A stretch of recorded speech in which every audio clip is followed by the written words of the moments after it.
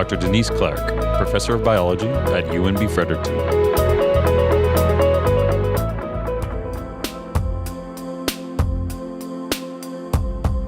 The work we do is basic biomedical research, so it doesn't have a direct clinical application, but it's more related to figuring out basic biological processes that are of medical importance.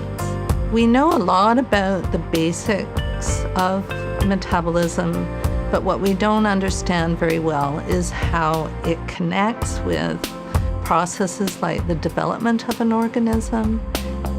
What we're focusing on in my lab is the aspect of metabolism that has to do with making the basic building blocks that are part of DNA. So the reason that this is of interest to medicine is the effects of reducing purine synthesis at the cellular level in humans.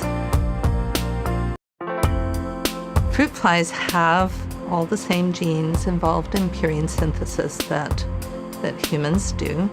And we've been looking at the effects of reducing purine synthesis in the fruit fly. Two main things that we found recently that are of interest are that reduced purine synthesis causes elevation in cell death during development.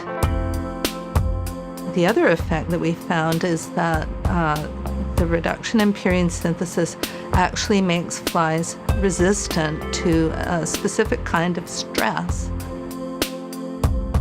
And so currently we're looking for genes that are involved in mediating those responses in connection with purine synthesis. So that's where we are right now. I think it's important to have basic biomedical researchers in New Brunswick because that means that there's a critical mass of people to work on any particular problems that may be of specific interest to New Brunswickers, but also of interest and of importance to all Canadians. The NBHRF funding has helped me in two major ways.